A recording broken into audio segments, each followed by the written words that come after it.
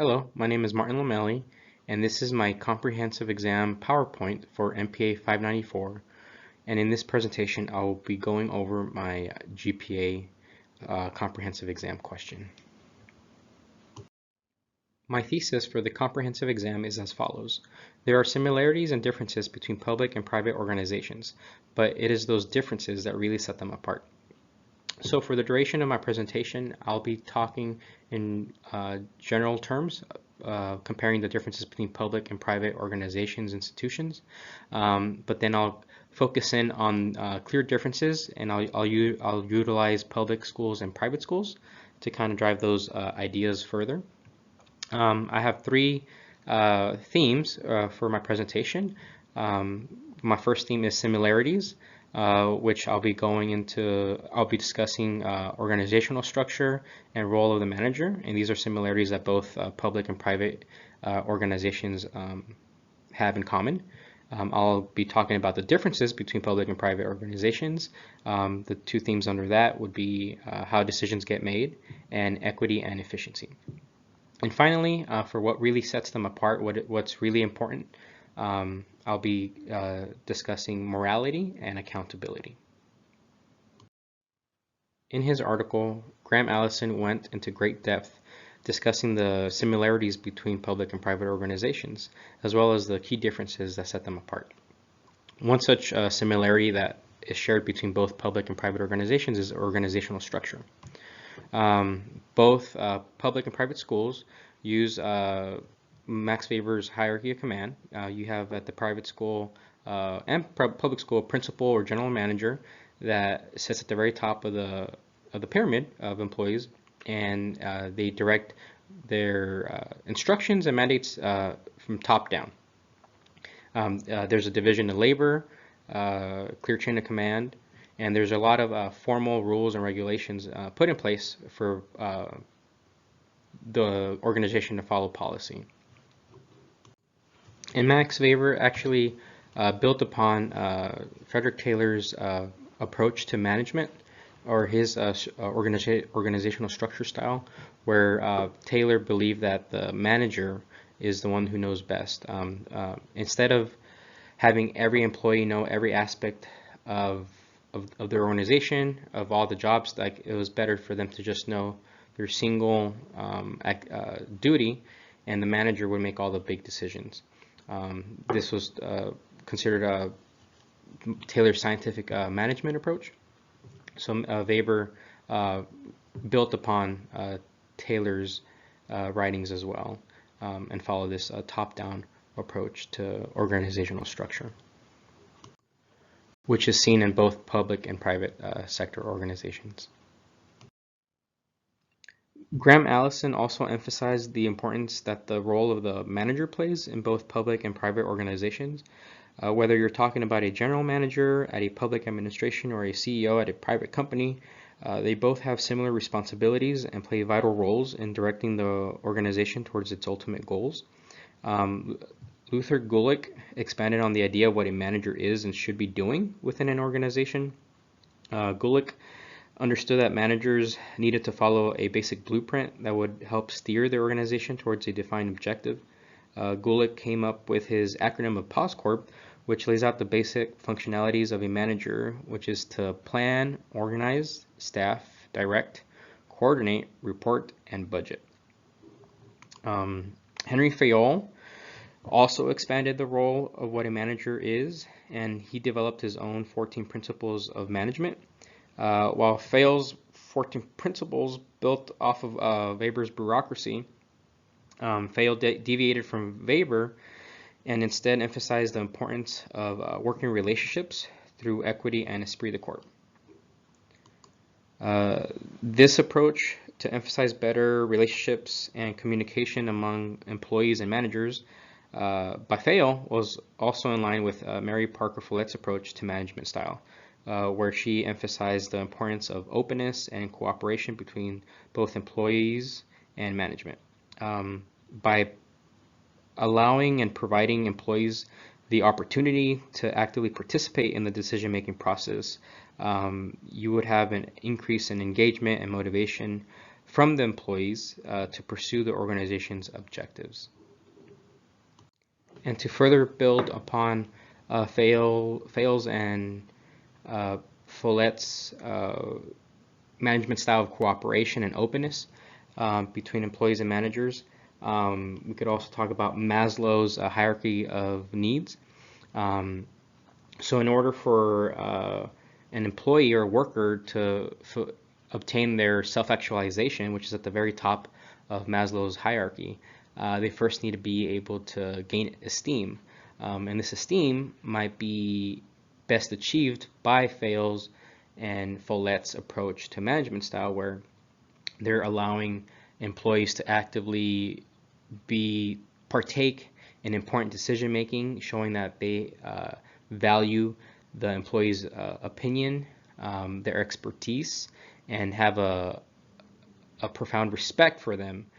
So this would help build esteem on these employees and help them achieve their self-actualization and build upon the esprit de corps, where employees would be more eager and happy for working for their organization, whether it be public or private. And again, these types of management styles are incorporated and utilized in both public and private sector. One of the clear differences between public and private organizations is on how decisions get made. The CEO or general manager at a private company could implement or do away with policy as they see fit, as long as it helps progress the company's bottom line. At the end of the day, private companies have their shareholders' interest at the forefront. Decision making within public organizations is a bit more involved than that of the the private sector. Woodrow Wilson emphasized that in order for public administrations to perform their duties, that politics needed to be kept separate. Wilson's politics administration dichotomy allowed administrators to execute their roles without outside political interference. So one of the caveats of this dichotomy is that public administration can only enforce policy but cannot make policy. The United States Constitution clearly states the separation of powers into three branches of government, which are the legislative, executive, and judicial branches. It is the legislative branch of the government that passes laws, and it's the executive branch that enforces these laws. If we look at Wilson's dichotomy, in the same light, we can see that the politicians are the legislative arm of the dichotomy, and that the public administration is the executive branch of the dichotomy. While this relationship between politics and administration has worked relatively well, it isn't without its caveats. One of them being that it is a very slow process when it comes to making decisions. Unlike having the ability of a CEO to make drastic changes in a short amount of time, public administration instead progresses through policy changes via baby steps. Charles Lindblom saw the decision-making process with public organizations as incrementalism, where only small changes are made over a long period of time, and also uses the term of muddling through in his observations on how the bureaucracy really slows down the process. In fact, Robert Merton argued that government lacked the flexibility to make decisive decisions because government is so bogged down by bureaucratic red tape. One difference pointed out by Paul Appleby is that private organizations will always promote their self-interest. They exist to make a profit, their bottom line, to increase their shareholders' values. This is why he states that it's very important and vital to have administrators or employees in the private sector, in public administration, that have a very, very strong sense of duty and responsibility to their community, which can then be trusted to protect and promote the public's interest. In his article, Graham Allison also touched on how public and private organizations approach equity and efficiency differently. Private organizations are always going to value efficiency over equity. At the end of the day, again, they're a for-profit institution. They're driven by the bottom line and their shareholders. So no matter what the ramifications are, even if it hurts other users of their services, they're always going to go towards efficiency versus public organizations run by the government.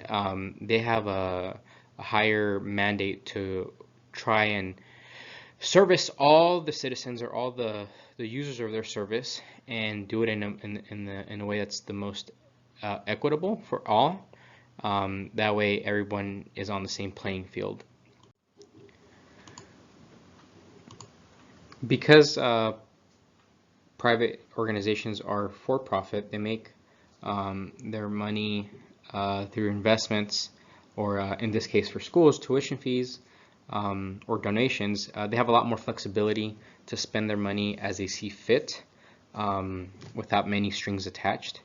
Another way that the government or public organizations are able to be ran in a more equitable fashion is through cooperation through state and federal grants. These grants from the state and federal government allow there to be attached stipulations to the money. So if the United States government, federal government decides that a certain segment of the population is being overshadowed or not been given enough resources, they could provide funds to local schools, but in order for them to accept the money, they have to agree to spend the money according to the stipulations. So this is a way that government agencies are able to work with each other. Before, it used to be a very separated layers, like as in like the layered cake federalism example. Now it's a lot more intermingled with one another. It resembles a marbled cake analogy, which was turned by Grodzins, and he further emphasized how cooperative federalism is now a part of today's organizational society for public administration. Now that we've gone over some of the similarities and differences between public and private organizations, we could focus in on what really makes them different from one another, what's really important. So I'd like to reference back to Rosenblum and Appleby. They both knew that it was important for public administration to exist, apart from just having public businesses or organizations. The primary focus of government is to serve everyone equally. They have the interest of the public at heart, versus private is only looking out for their bottom line. So the government has an obligation to serve as many people as possible in the way that's the most equitable as possible. Even though Rosenblum believes or would have liked the government to operate more like a business, but because the objective of government is so much different, it just cannot just simply look at efficiencies. It must take into account other decision factors. So for morality, I like to look into Aristotle and his virtue theory. So Aristotle believed that anyone can be virtuous. Anybody can be a good person.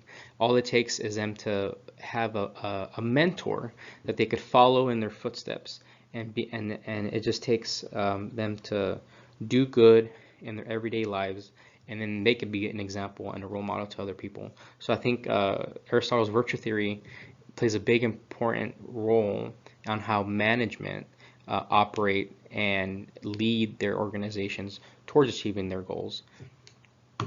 If an organization has a strong code of ethics, then that's a really strong baseline for the workers and the employees to kind of take a step on. And just because something is legal or you're able to legally do, doesn't mean that it's always ethical. So that's another piece where public and private sectors veer off on the road. You're always going to have private sector companies doing what they need to do to increase their bottom line. Even if it's legal, it might not always be the most ethical approach. One of the biggest things that sets these two apart is when dealing with wicked problems. So wicked problems is a term that was brought up by Riddle and Weber, where a problem is so big and complex that there is no one best way, no one single solution to tackle on the problem. And these wicked problems are all over the place, and private organizations do not have the incentive to tackle these problems because they're so costly to pursue. So it's up to government and government agencies to try and tackle these wicked problems to benefit the larger part of society. One simple wicked problem that came up a few years ago was when there was a measles outbreak at the Disneyland resort in California in December of 2014. This is a wicked problem because, okay, is the problem because parents were refusing to vaccinate their kids? That could be part of the problem. Or is the underlying problem that there's so much misinformation on the internet and social media that parents are getting tricked or getting the misinformation on that vaccines or the measles vaccines are causing autism, which then makes the parents nervous and choose to opt out of getting vaccinated. So this is just one example of wicked problems in society. And in terms of the wicked problems application in school, so schools, they had this exemptions in place for religious freedom or medical exemptions where kids were just not able to get the vaccines because of underlying conditions or compromised immune systems. So parents were using the religious exemptions to prevent their kids from getting vaccinated because in California, kids are required to be vaccinated before going to school or if they're going to attend public schools.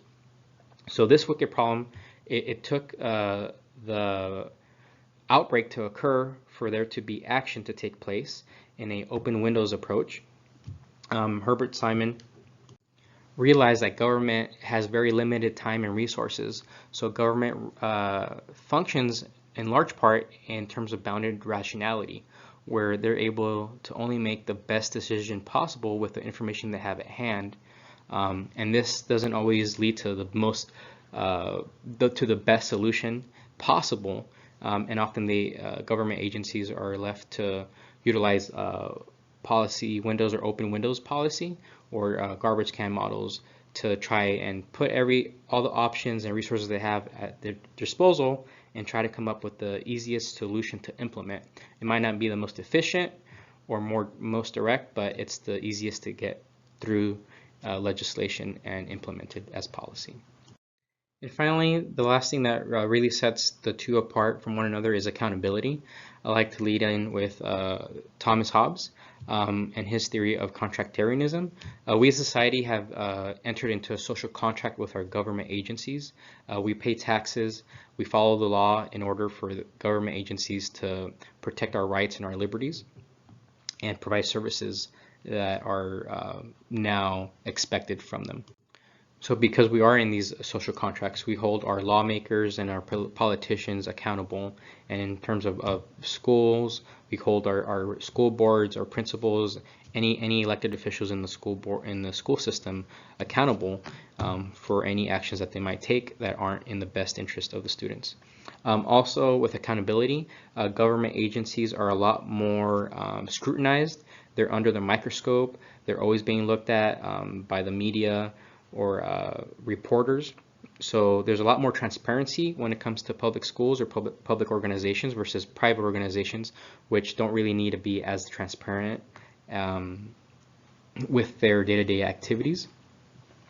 And there's also the case of Katz-and-Kahn open systems model. So because there are so many externalities influencing decision making at public organizations, it's no longer considered a closed system. It's an open system where decisions or policies get put into place, but there's feedback loops and external influences by the public or social media pressures, and then policies can get tweaked up and readjusted as needed.